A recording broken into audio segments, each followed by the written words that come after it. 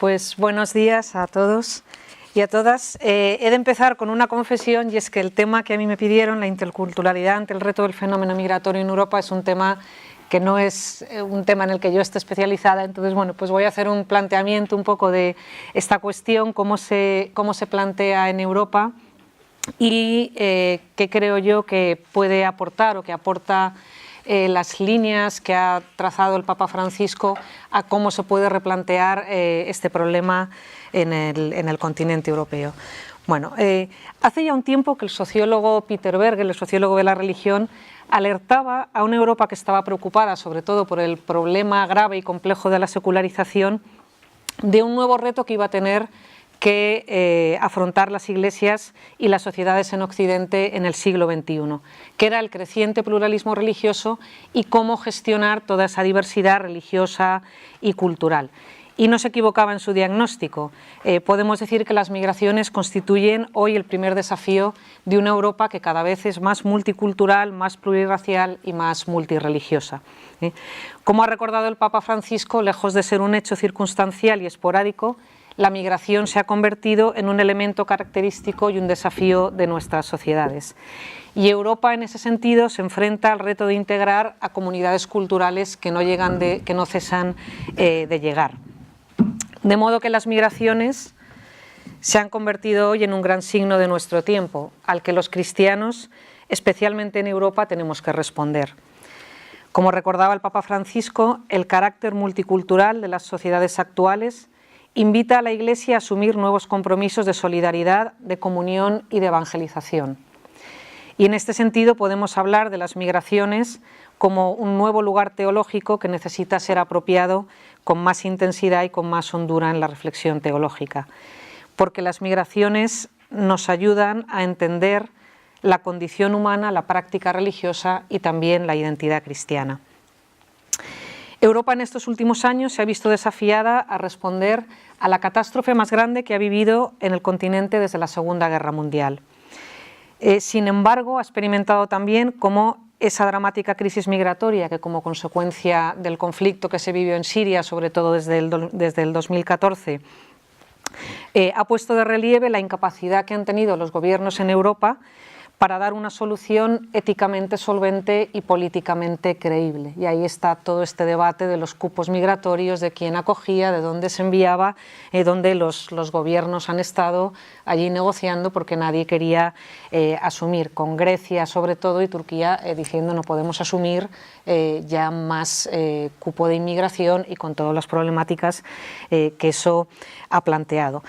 La tragedia de los inmigrantes y refugiados muertos a las puertas de Europa ha puesto rostro al drama humano de aquellos que han encaminado sus pasos hacia Europa huyendo de la guerra y la persecución, buscando mejores condiciones de vida, y que ha terminado por hacer del mar Mediterráneo un gran cementerio. Supongo que todos habrán visto también esa fotografía del niño muerto en la playa que dio la vuelta al mundo y que fue lo que en parte hizo que los gobiernos empezaran a replantear y asumir otra postura. Ha mostrado además las contradicciones de un proceso globalizador que, al tiempo que derriba fronteras y barreras al movimiento libre de dinero y mercancías, erige nuevos muros que impiden los desplazamientos de personas. Se globalizan las mercancías al tiempo que se nacionaliza a las personas. El teólogo jesuita Alberto Ares, probablemente conocido de algunos de aquí porque estudió en el Boston College, describía recientemente la problemática a la que se enfrenta Europa con los siguientes trazos. Decía él: estamos viviendo una encrucijada de la historia, donde los flujos globales y la emergencia humanitaria están planteando serios interrogantes a nuestra forma de vida, a la manera de entender las relaciones internacionales, de gestionar la diversidad dentro de nuestras sociedades y de dar una respuesta clara a las situaciones dramáticas de muchas familias que llaman a nuestras puertas. Parece, por tanto, claro que el desafío de un mundo culturalmente policéntrico reclama, y especialmente en Europa, un nuevo modelo de convivencia e invita también a los cristianos a un nuevo modelo evangelizador. La actual crisis migratoria nos empuja a una reformulación del modo como entendemos la ciudadanía, de la forma de concebir las naciones-estado, y ayer ya hablaron un poco de la crisis del concepto de nación-estado como articulador del orden internacional, a replantear también la cuestión identitaria y a repensar el sentido de los derechos humanos y un marco jurídico que les convierte en Europa en titulares de unos derechos que luego no pueden ejercer y de los que no pueden utilizar ni disfrutar.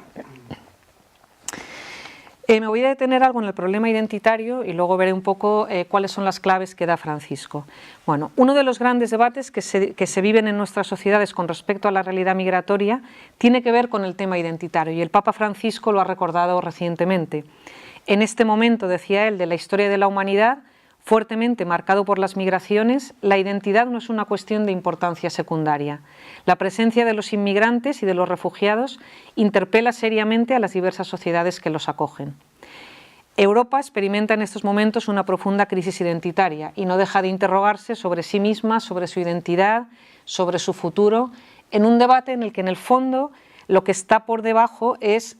qué modelo de sociedad queremos construir y qué modelo de Europa queremos construir en el siglo XXI. Es un continente en el que al tiempo que se han ido derribando fronteras, con todo lo que ha implicado la Comunidad Europea, ya no necesitamos un pasaporte los europeos para circular de un país a otro, se han multiplicado las diferencias y han aumentado los extremismos, siendo un ejemplo muy claro de lo que Agenor antes decía: en una sociedad de pluralismo crece la intolerancia y el fundamentalismo, en una sociedad de la democracia crecen los separatismos y los nacionalismos. No hay casi país en Europa que no tenga problema con nacionalismos locales o con regionalismos. Hemos asistido a una polarización de las identidades en el que el valor esencial y la creencia del otro se considera como problemática y amenazadora. Y en ese sentido hay que decir que los atentados terroristas que se han vivido en el continente han sido un factor que ha estimulado todavía más la xenofobia de unos partidos extremistas que en el fondo olvidan que es precisamente de ese terror del que huyen la mayor parte de los refugiados que están llegando a las costas de Europa, que ellos también sufren ese terrorismo y ese radicalismo, y que precisamente si vienen a Europa es porque a causa de él no pueden salir adelante en sus países. Europa se encuentra, por tanto, ante ese reto de encontrar cauces que abran vías a cómo compaginar ese patrimonio o eso que tradicionalmente se ha llamado el patrimonio común de la vieja Europa con la posibilidad de asumir e integrar los valores y las aportaciones culturales de una Europa que es cada vez más multicultural y más diversa.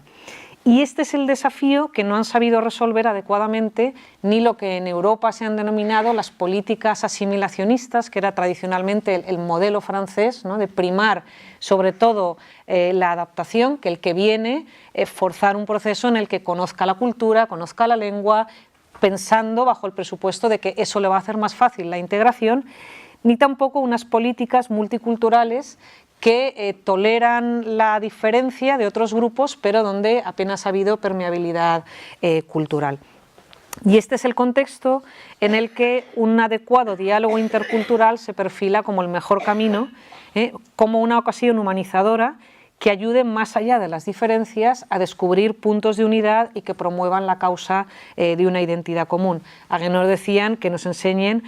no solo a convivir con la diferencia, sino a enriquecernos con esa diferencia. Entonces, un modelo intercultural donde de alguna manera haya un trabajo por las dos partes, no solamente por el que llega, sino que también las sociedades europeas asuman que hay una parte de ese proceso que corresponde a los ciudadanos europeos en aprender a convivir con una diversidad mayor, a enriquecerse con eso y a lo que eso aporta a las sociedades. En ese sentido, las raíces más profundas y legitimadoras de la interculturalidad estarían en esa manera de entender la propia identidad presidida por la categoría de la alteridad, eso que en Europa algunos filósofos han desarrollado ampliamente, que ilumina nuestra propia experiencia antropológica y que aboga por una vuelta hacia los demás troquelada y animada por esos valores del respeto, de la no indiferencia y de la responsabilidad hacia el otro. La interculturalidad convierte así la diversidad y la diferencia en una ocasión humanizadora, porque me hace descubrirme inexorablemente como responsable del otro y me impulsa a la acogida del otro y del extraño, del extranjero. Eso que algún autor dice, en el fondo el emigrante me cuestiona porque me pone ante mí la diversidad y aquello que yo no soy y me obliga a abrirme a ese diálogo con el otro. Y es ahí donde reside la legitimación de la exigencia moral de la interculturalidad. La interculturalidad se nos revela en ese sentido como una exigencia antropológica y moral, porque implica ese reconocimiento de que ningún individuo y ninguna cultura pueden hacerse por sí mismos, que todos necesitamos de los demás para poder decirnos y también para poder hacernos, para crecer como personas. En ese sentido, la interculturalidad como categoría y también como espacio moral deslegitima cualquier actitud, comportamiento o discurso que pretenda eliminar o reducir lo distinto y reducir la diferencia. En ese sentido, ese diálogo intercultural es el que puede ayudar frente a ese tipo de identidades y de propuestas excluyentes basadas en la pureza étnica, racial o religiosa, y que en Europa ahora alertan mucho con el crecimiento. España, yo creo que en este aspecto es un país que se salva, pero en el que en muchos países europeos han crecido partidos xenófobos que han hecho bandera de la causa o del tema de la inmigración. Entonces, ante eso, esa visión intercultural podría luchar contra esa visión o ese tipo de identidad sectaria que considera al otro como un enemigo del que hay que combatir o del que habría que defenderse. En ese sentido, uno de los argumentos que se maneja mucho en Europa es decir, bueno, nosotros ese llamado estado de bienestar que hemos construido con esfuerzo desde la Segunda Guerra Mundial, toda esa reconstrucción que ahora a causa de la crisis económica y también a causa de la inmigración se ve puesto en peligro. Entonces es uno de los argumentos un poco que manejan o que se manejan desde estos grupos. Entonces esa interculturalidad que reivindique el valor de la diversidad y de la discrepancia como un valor que enriquece al individuo y también a la propia sociedad. Me voy a detener un minuto simplemente en mencionar cómo en ese diálogo intercultural, al menos en Europa, un capítulo especialmente importante lo constituye el diálogo con el Islam, que en este momento es muy necesario porque la presencia del Islam es algo que preocupa a muchos y porque en el planteamiento que se hace en Europa, una de las cosas que se suscita siempre es la pregunta por la compatibilidad entre el Islam y el Occidente moderno. Dicho de otra manera, si es el Islam compatible con la libertad, con la democracia, con los derechos del hombre y de la mujer, con la modernidad. Bajo esa pregunta, que la formulaba de modo retórico el escritor libanés Amin Maalouf, se sitúa una cuestión clave y en el fondo es la pregunta que se hace en Europa: si el Islam será capaz de adaptarse a esos valores de la secularidad occidental, como suelen decir lo ha hecho el judaísmo o lo hizo en su momento con la confrontación con la Ilustración el cristianismo. En ese sentido, yo creo que el Islam actual en Europa representa una experiencia histórica única, en el sentido de que nunca antes habían emigrado tantos musulmanes a un mundo occidental donde se encuentran ante el reto de encontrarse a sí mismos y a su propia religión en calidad de minoría en una sociedad laica. Y no es una adaptación fácil, porque la mayor parte de estos inmigrantes provienen de países donde su religión ha sido mayoritaria, donde muchas veces su religión es religión de Estado, es religión oficial, y deben hacer un proceso de aprender a convivir como minoría religiosa en una sociedad secular, democrática y laica, sin que ello implique, por otra parte, renunciar al Islam como tradición espiritual. Entonces, en ese sentido, ahí hay todo un debate en Europa que yo creo que reclama el diálogo interreligioso. Yo creo que ahí la Iglesia se ha implicado de manera activa y consciente en ese diálogo con el Islam. En todo este complejo contexto, no parece casualidad que haya sido precisamente un papa venido de la periferia e hijo de migrantes, nosotros en Europa diríamos un emigrante de segunda generación, ¿no?, el que se haya erigido como un indiscutible referente moral en esta crisis de los refugiados. El Papa Francisco nos ha ayudado a cuestionar las premisas ostensiblemente incuestionables de nuestro modo de vida. La dignidad de todo ser humano como categoría antropológica fundamental, la fraternidad como un nuevo paradigma de convivencia, la hospitalidad como actitud y como mentalidad, la catolicidad como una expresión necesaria de la identidad eclesial en tiempos de globalización, o la misericordia y la compasión como dinámicas eclesiales son las claves que ha dado Francisco a la hora de replantear toda esta problemática en Europa. El Papa Francisco ha advertido a Europa que solo podemos construir una nueva ciudadanía si cambiamos nuestra mentalidad y comenzamos a construir una sociedad con la dignidad de la persona como eje central. Y esto es algo que no se ha cansado de repetir en Lampedusa, en todas las jornadas de la inmigración, reiteradamente. Y eso es algo que no podemos olvidar en esos procesos de reconfiguración identitaria europea. ¿Qué va a ser o qué queremos que sea la identidad europea del futuro? Europa lleva años debatiendo todo este problema. ¿Qué significa ser europeo, la Constitución Europea, todo el debate que hubo a propósito de las raíces cristianas de Europa? ¿Hay que mencionarlo? ¿No hay que mencionarlo? Bueno, pues ahí el Papa Francisco nos recuerda esta idea. No se puede construir una nueva ciudadanía si no comenzamos a poner la dignidad de la persona en el centro. Y esa es la llamada que hace. En una situación que genera un profundo desconcierto y una honda desconfianza, el Papa Francisco ha hecho un llamamiento a pasar de una actitud de defensa y miedo, de desinterés o de marginación, a esa cultura del encuentro en la que tanto ha insistido. Y especialmente nos ha recordado que una de las aportaciones fundamentales de la ética cristiana al mundo de hoy es no pasar de largo ante el sufrimiento humano. La cruz y el crucificado nos ponen ante algo a lo que toda cultura tiene que responder: abrir los ojos al sufrimiento del mundo y mostrar solidaridad. Nos ha invitado a desarrollar una ética social basada en ese humanismo compasivo. Como ha recordado John Bautista Mez, la compasión, la sensibilidad para percibir el dolor del extranjero, constituye un don bíblico cristiano, especialmente adecuado para este tiempo de globalización. Una compasión que busca justicia es, en la era de la globalización, la palabra clave del programa universal del cristianismo. En consonancia con eso, el Papa ha propuesto el modelo de una iglesia samaritana, recordando que la hospitalidad es un elemento central de la misión de Jesús y por ende debe serlo de la iglesia.